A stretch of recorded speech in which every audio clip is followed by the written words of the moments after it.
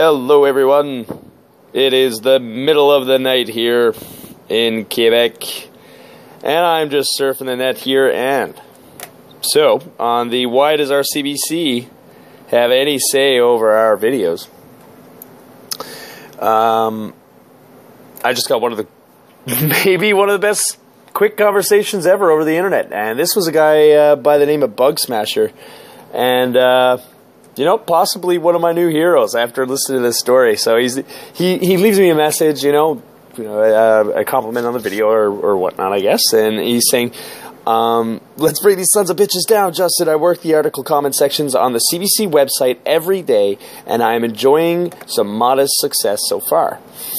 And he's actually being pretty modest about it. I thought this was pretty epic, what he told me. So, I give him my Skype.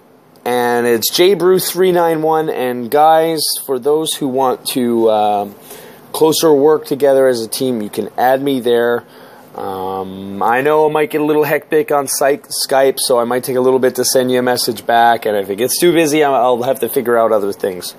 But add me there if you'd like to work closer together as we progress forward. Anyways, as we're saying, sorry, Justin, I don't have a Skype account. However, if you see a comment on CBC under the name Robbie Parker School of Acting, that's me.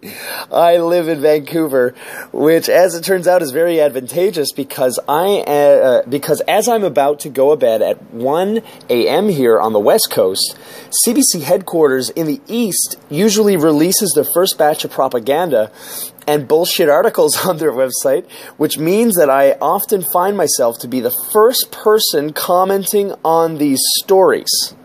Bear that in mind. This greatly increases one's chances of being heard, since the comments are sorted in a descending order based on how many likes they get. The earlier you're on the spot, the more thumbs up you will receive. It's a stupid system, yeah, I'll agree with that, but it's important to adapt to the environment that you operate in. I thought that this really just hit it home. My man, that was a gorgeous comment for that one alone. Very, very, very important, guys. This is going to be an ever-changing environment, I believe, and it's just going to accelerate. So this is what we need to get used to. And then he goes on to actually tell us the war story. It's beauty. For example, about 10 days ago, I made a comment on a Bill 51 article where I clearly stated that the Ottawa shooting was a staged event, that it was a classic example of a problem, reaction, solution technique, and that there are many examples of such events throughout history. To my surprise, the comment went viral and has reached to the top spot with something like 400 likes, which is extremely rare, I would say, before it was removed by the censorship team. Don't let this kind of stuff deflate you.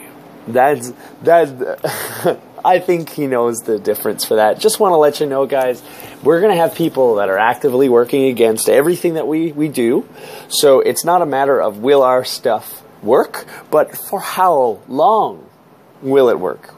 So I think that was something this guy was extremely poignant and drove home. This bug smasher is no Neanderthal. I believe that commenting on the CBC website, and this is important, is way more effective for reaching an average Canadian than, let's say, than let's say Twitter. Hence, I choose to concentrate my efforts there. Now, that's interesting. Now, I mean, I'm not saying, everybody should go get a CBC website account and spend all their time on that. I'm not saying that, but as for this guy, he's found one place where he is a brilliant niche. It's just, wow, it was just so cool. He's saying it turns out 1 a.m. on the West Coast, boom, so that's what, 5 a.m.?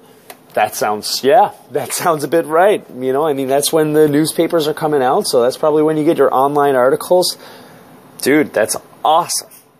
Like, I mean, that's the kind of innovation that we need. And I figured that I'd just send this out and let you know.